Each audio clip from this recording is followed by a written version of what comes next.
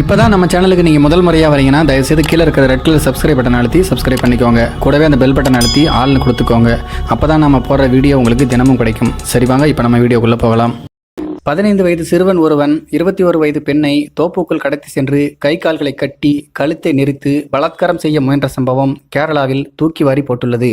கேரளாவில் இருக்கக்கூடிய மலப்புரம் மாவட்டத்தில் இருக்கக்கூடிய கொண்டோட்டி என்ற கிராமத்தை சேர்ந்தவர் அந்த பெண்ணுக்கு 21 வயது ஆகிறது. சம்பவத்தன்று கம்ப்யூட்டர் கிளாஸுக்கு அந்த பெண் சென்று கொண்டிருந்தார். அவருக்கு பின்னாடியே 15 வயது சிறுவன் ஒருவன் சென்றான். அப்போது அந்த பகுதியில் ஆள் நடமாட்டம் அவ்வளவாக இல்லாததால் அதை நோட்டமிட்ட அந்த சிறுவன் திடீரென முன்னால் சென்று கொண்டிருந்த பெண்ணை கட்டிப்பிடித்தான். பிறகு பலமாக தாக்கினான். இதில் அந்த பெண் நிலைகுலைந்து தடுமாறி இருக்கிறார். ஆனால் அதற்குள் பக்கத்தில் இருந்த வாழைத்தோப்புக்குள் அந்த பெண்ணை தரதரவென்று அந்த சிறுவன் இழுத்து போயிருக்கிறான். அதன் பிறகு அந்த பெண்ணுடைய துப்பட்டாவை எடுத்து அவருடைய கை கால்களை சேர்த்து கட்டியிருக்கிறான். அதன் பிறகு கீழே கிடந்த கல்லை எடுத்து தலையில் பலமாக தாக்கியிருக்கிறான். பிறகு கழுத்தையும் நெரித்திருக்கிறான். கடைசியில் பலாத்காரம் செய்ய முயற்சி செய்திருக்கிறான். ஆனால் அந்த பெண்ணோ சிறுவனிடம் கடுமையாக போராடி அங்கிருந்து தப்பித்து அருகில் இருக்கக்கூடிய வீட்டுக்குள் தஞ்சம் புகுந்தார். அந்த வீட்டில் இருந்த பெண் உதவி கேட்டு கூக்குரல் எழுப்பியதை அடுத்து அந்த பகுதி கவுன்சிலர் உமர் பரூக் என்பவர் சம்பவ இடத்துக்கு விரைந்து வந்தார்.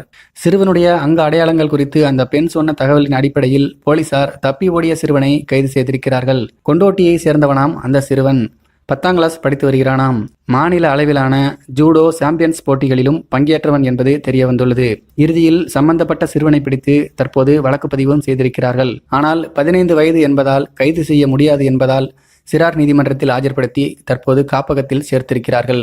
இவ்வளவையும் செய்தது 15 வயது சிறுவனா என்று அதிர்ச்சியில் அந்த மாநிலம் உறைந்து போயுள்ளது. அனைவரையும் விட அதிகம் அதிர்ச்சிக்குள்ளானது அந்த பாதிக்கப்பட்ட பெண்தான்.